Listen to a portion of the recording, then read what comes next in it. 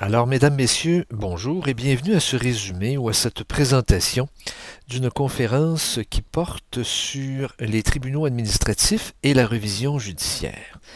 Nous examinerons plusieurs principes, la norme de contrôle, l'obligation de motiver, les droits garantis, les pouvoirs d'intervention, la notion de conflit d'intérêts ministériel.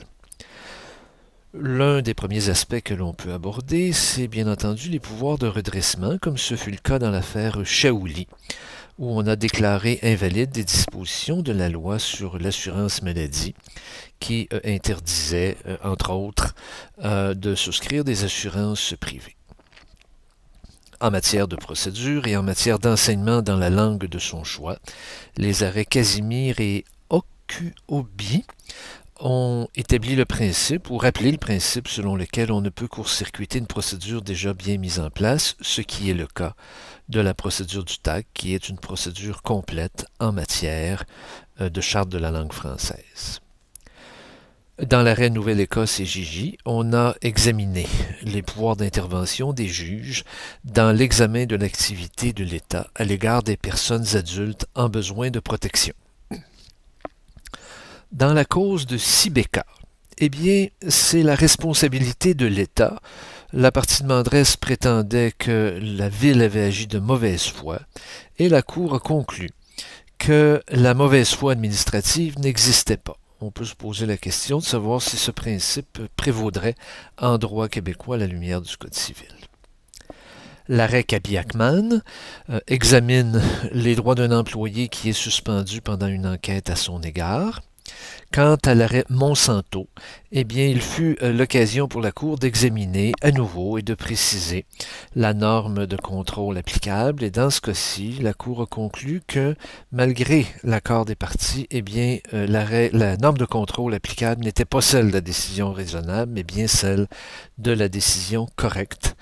Et elle a examiné les critères applicables.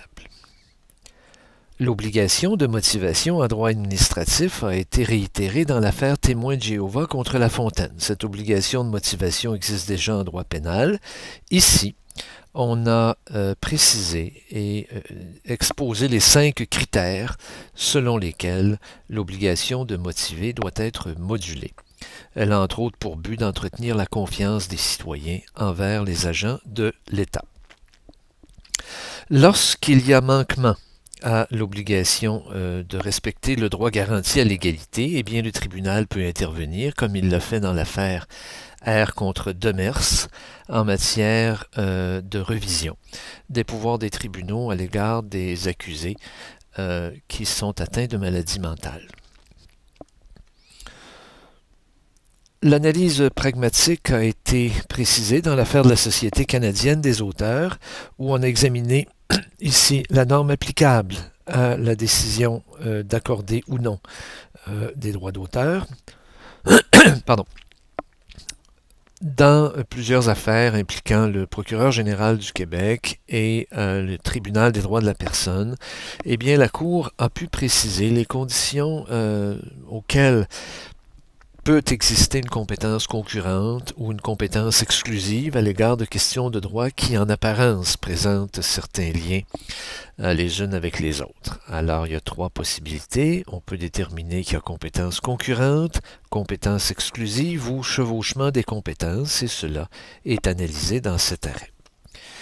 Quant au secret professionnel, dans l'arrêt Pritchard, on a examiné ici le secret professionnel de l'avocat salarié et maintenu que, bien qu'à l'emploi d'un organisme public, la protection du secret professionnel existait. Dans l'affaire Québec contre Communauté urbaine de Montréal, c'est la discrimination en matière d'équité auditive.